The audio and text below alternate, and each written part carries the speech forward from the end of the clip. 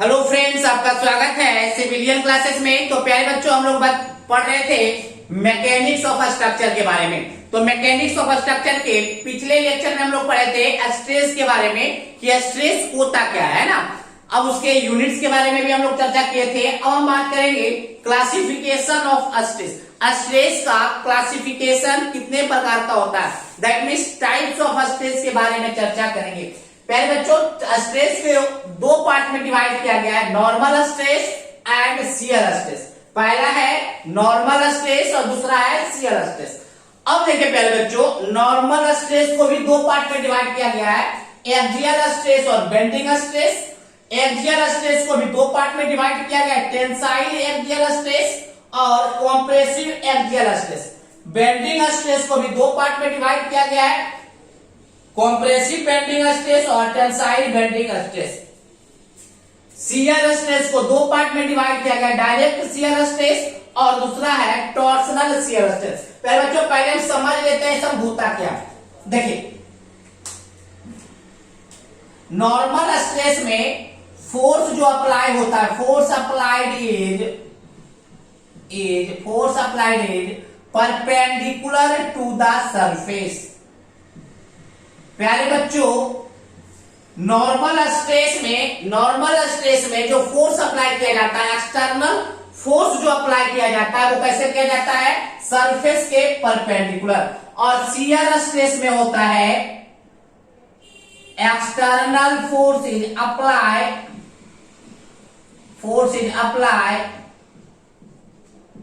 Parallel to the surface. याद रखिएगा प्यारे बच्चों, शियर स्ट्रेस तभी डेवलप होगा जब दो सरफेस के बीच में या एक सरफेस के बीच में फोर्स जो अप्लाई हो कैसा हो, पैरेलल हो।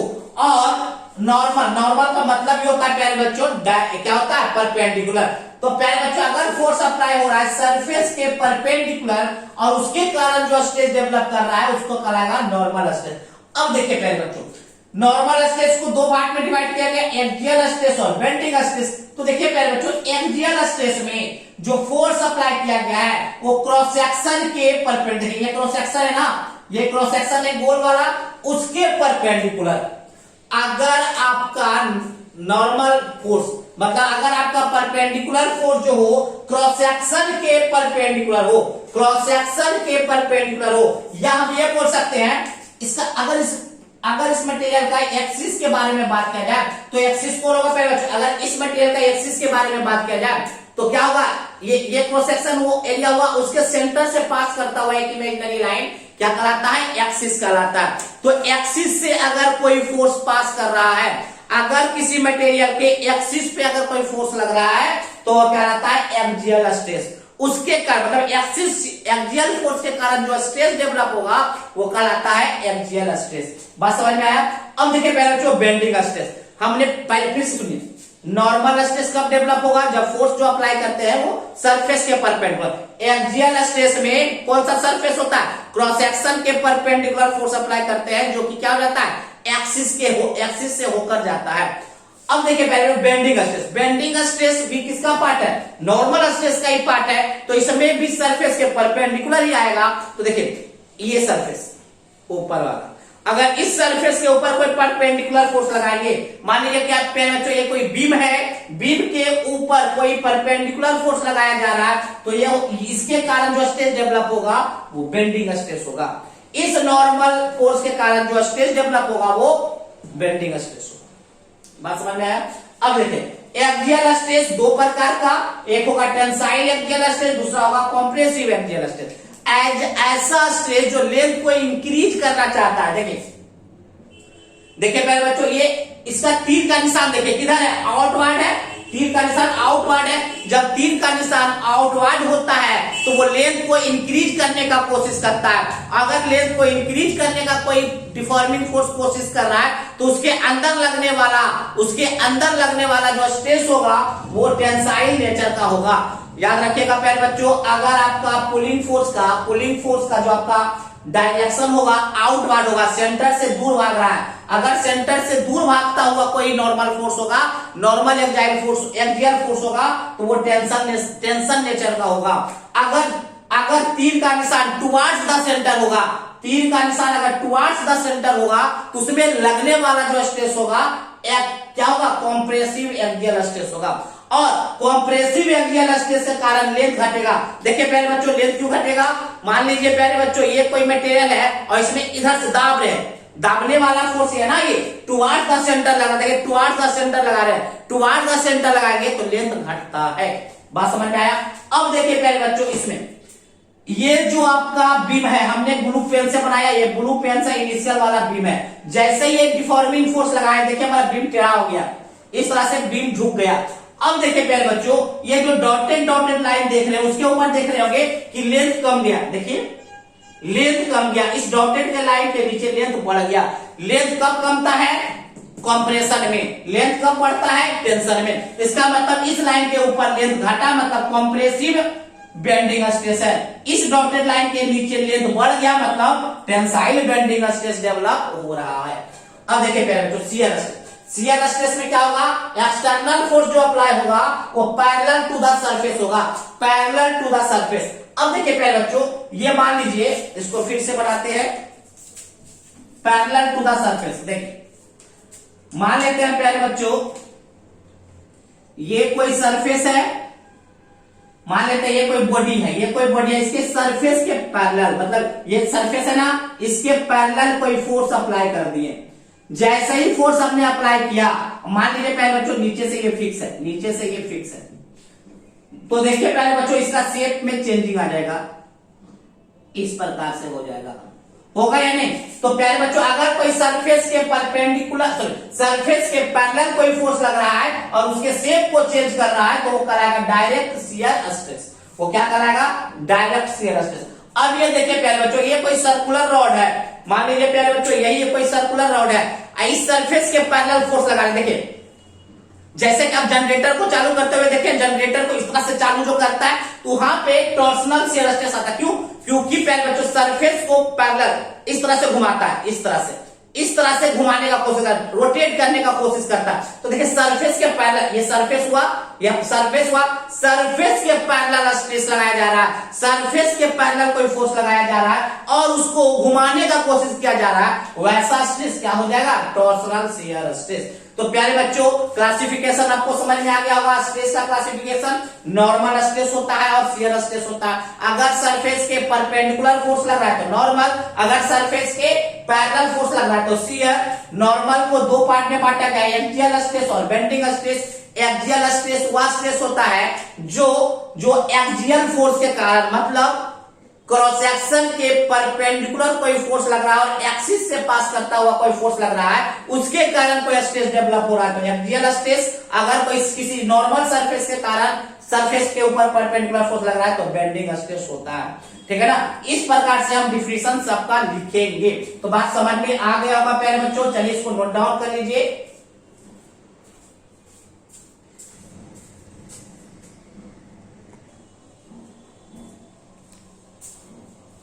तो प्यारे बच्चों हम लोग डिफिनेशन देख लेते हैं, ऐसे समझ तो गए हैं, फिर भी डिफिनेशन हम लोग देख लेते हैं। नॉर्मल स्ट्रेस, तो हमने क्या बोला था प्यारे बच्चों? ऐसा स्ट्रेस जो एरिया के क्या लगता हो?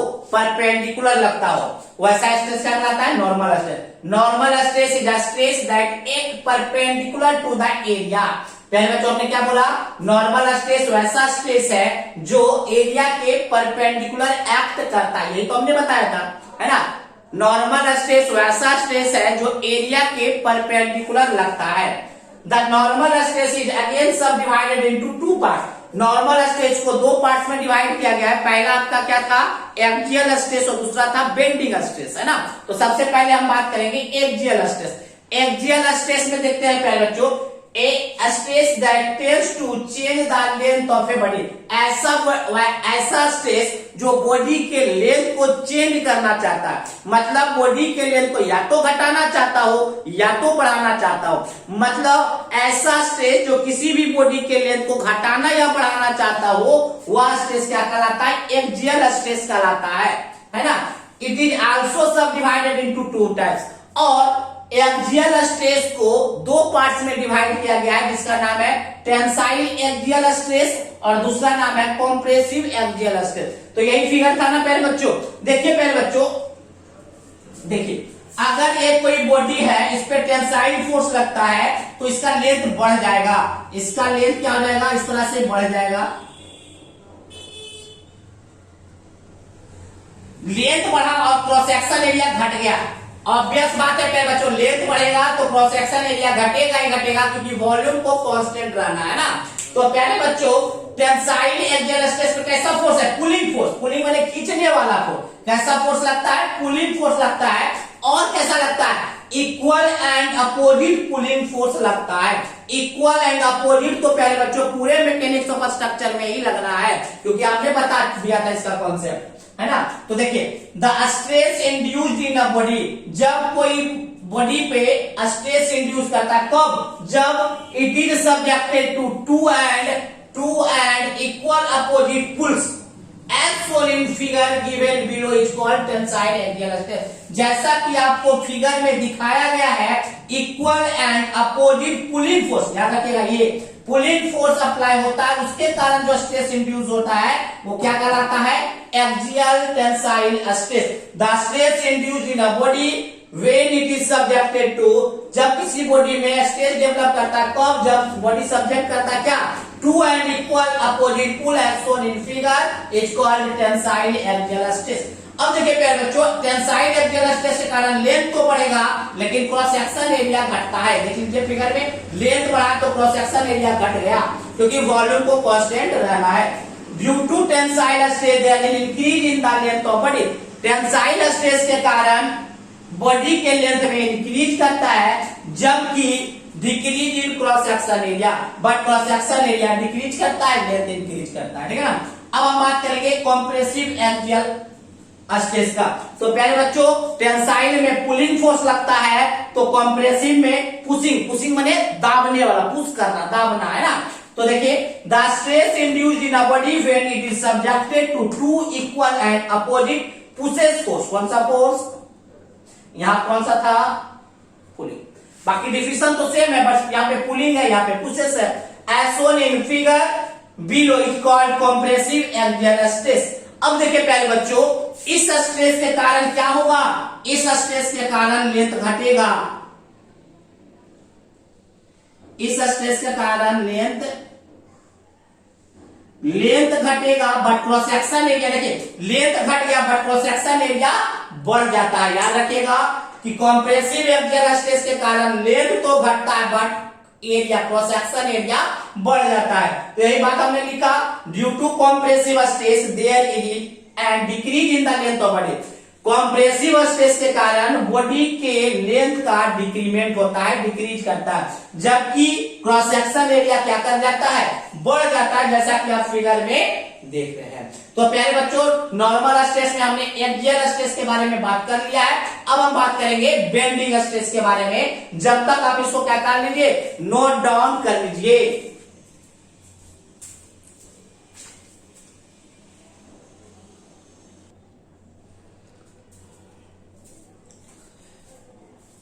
तो प्यारे बच्चों, हम लोग नॉर्मल स्ट्रेस के बारे में बात कर रहे थे, जिसमें हम लोग नॉर्मल स्ट्रेस के पहले टाइप के बारे में बात कर चुके थे, जिसका नाम था एक्सियल स्ट्रेस, है ना।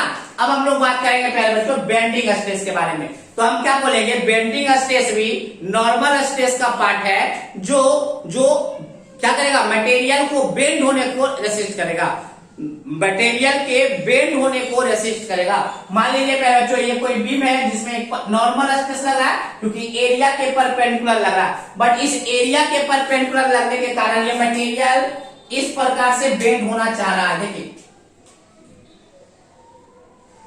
इस प्रकार से बेंड होना ये चाह रहा है ना, इस प्रकार से ये बेंड होना। तो देखिए प्यारे बच्चों, तो ये मटेरियल क्या है, ये मटेरियल क्या चाहेगा कि बेंड ना हो, तो मटेरियल को बेंड होने के लिए, मतलब बेंड होने को रेसिस्ट करने के लिए जो स्ट्रेस डेवलप होगा उसको कहेंगे bending stress. Bending stress is the normal stress. Bending stress का एक नॉर्मल स्ट्रेस है दैट एंड बॉडी इनकाउंटर, मतलब रेसिस्ट करना। इनकाउंटर का मतलब यहाँ है क्या, resist. That and body encounter when body test to bend. जब कोई बॉडी क्या बेंड करना चाहता है तो उसको रेसिस्ट करने के लिए जो स्ट्रेस डेवलप होता है वो क्या कहलाता है, बेंडिंग स्ट्रेस। अब देखिए प्यारे बच्चों, लाइन के ऊपर देखेगा तो लेंथ कम गया, मतलब कॉम्प्रेसिव नेचर का लेंथ कमा, अभी तो पता है लेंथ कमा मतलब कॉम्प्रेसिव, तो ऊपर इस लाइन के ऊपर देखिए लेंथ कम गया मतलब कॉम्प्रेसिव नेचर का है, तो compressive bending stress, compressive bending पूरा लिख लें, कॉम्प्रेसिव बेंडिंग स्ट्रेस। अगर इस लाइन के नीचे देखिए लेंथ बढ़ गया, पहले लेंथ ये था बढ़ के ये हो गया, तो टेंसाइल नेचर का, तो टेंसाइल बेंडिंग स्ट्रेस। तो प्यारे बच्चों हम ये बोलेंगे वैसा बेंडिंग स्ट्रेस जो कॉम्प्रेसिव नेचर का होगा वो कॉम्प्रेसिव बेंडिंग स्ट्रेस कहलाएगा, जो टेंसाइल नेचर का होगा टेंसाइल बेंडिंग स्ट्रेस कहलाएगा। तो देखिए if the nature of bending stress is in compressive, अगर किसी बेंडिंग स्ट्रेस का नेचर कॉम्प्रेसिव हो तो वैसा स्ट्रेस कहलाता है कॉम्प्रेसिव बेंडिंग स्ट्रेस, वैसा स्ट्रेस क्या कहलाता है compressive bending stress. Next, if the nature of bending stress is in tensile, अगर बेंडिंग स्ट्रेस का नेचर टेंसाइल नेचर का होगा तो वो क्या कहलाएगा टेंसाइल बेंडिंग स्ट्रेस कहलाएगा। तो बात समझ में आ गया होगा पहले बच्चों, हम कह रहे हैं कि अगर कोई बीम बेंड होना चाहता है, अगर कोई बीम बेंड होना चाहता है तो उस बेंड को रेसिस्ट करने के लिए जो नॉर्मल स्ट्रेस उसमें डेवलप होता है वो बेंडिंग स्ट्रेस कहलाता है। अगर बेंडिंग स्ट्रेस कॉम्प्रेसिव नेचर का है तो कॉम्प्रेसिव बेंडिंग स्ट्रेस, अगर टेंसाइल नेचर का है तो टेंसाइल बेंडिंग स्ट्रेस। तो प्यारे बच्चों इस प्रकार से हम लोग नॉर्मल स्ट्रेस पूरी तरीके से समाप्त कर चुके हैं। अब हम लोग देखेंगे शियर स्ट्रेस के बारे में, है ना। तो पहले प्यारे बच्चों इसको नोट डाउन कर लीजिए अच्छे से।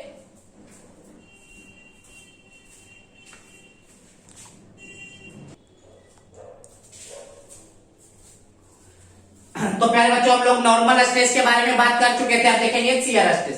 तो शियर स्ट्रेस ऐसा स्ट्रेस है जो सरफेस के पैरेलल लगता है, मतलब सरफेस के पैरेलल कोई फोर्स लगता है जिसके कारण जो स्ट्रेस प्रोड्यूस होता है वो क्या कहलाता है shear stress. Shear stress induced when applied force is parallel to the surface, जब आपका applied force parallel to the surface होता है तो ही शियर स्ट्रेस इंड्यूस करता है। Shear stress is also sub divided into two parts. पहले बच्चों हमने बताया था कि शियर स्ट्रेस को फर्दर टू पार्ट्स में डिवाइड किया गया था, डायरेक्ट शियर स्ट्रेस और टॉर्सनल शियर स्ट्रेस। पहले बच्चों ऐसा शियर स्ट्रेस जो देखिए ये आपका कोई बॉडी है, ये पैरेलल लगाया गया है, इस सरफेस के ऊपर पैरेलल लगाया गया है, तो देखिए इसका शेप इस प्रकार से हो जाएगा,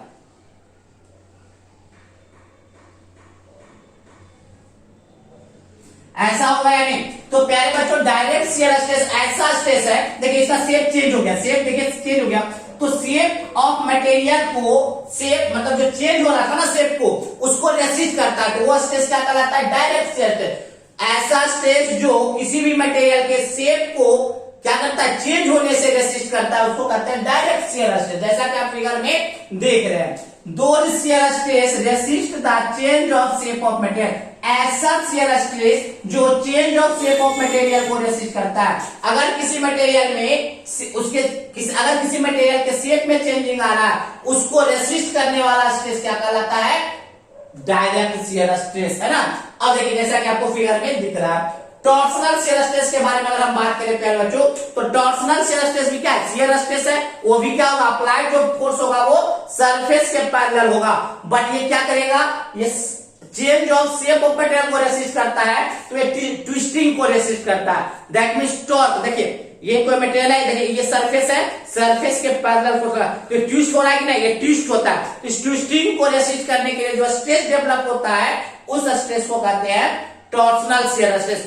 और टॉर्सनल शियर स्ट्रेस प्यारे बच्चों जनरली शाफ्ट में प्रोड्यूस होता है। शाफ्ट किसको कहते हैं, आप देखे होंगे जनरेटर, जनरेटर में जो आपका जो हैंडल निकला हुआ रहता है जिससे हम क्या मारते हैं, जिससे हम हैंडल चलाते हैं, जो निकला हुआ रहता है यही कहलाता है शाफ्ट। तो देखिए हमने क्या बोला, those shear stress resist the torque, ऐसा शियर स्ट्रेस जो टॉर्क को रेसिस्ट करता है जिसको हम ट्विस्टिंग कहते हैं। Torque of material is called torsional shear stress and it is occurs generally in shaft. तो प्यारे बच्चों शाफ्ट में जनरली ये ऑकर्स करता है।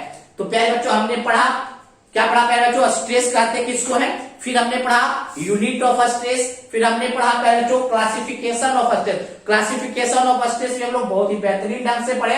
अगर इसके बाद अगर आपसे कोई किसी भी तरह का स्ट्रेस के बारे में आपसे पूछेगा तो आप बेहिचक बता सकते हैं। तो प्यारे बच्चों आज के लिए बस इतना ही, अगले क्लास में हम नए टर्म जैसे कि हमने पढ़ा था स्ट्रेस उसी प्रकार से हम लोग पढ़ेंगे स्ट्रेन के बारे में। एक चीज और अगर हम बात यहीं पे कर देते हैं इसको नोट डाउन कर लीजिएगा, इसको नोट डाउन कर लीजिए, पहले तो इसको हम मिटा रहे हैं, नोट डाउन कर लीजिए, नोट डाउन कीजिए। चलिए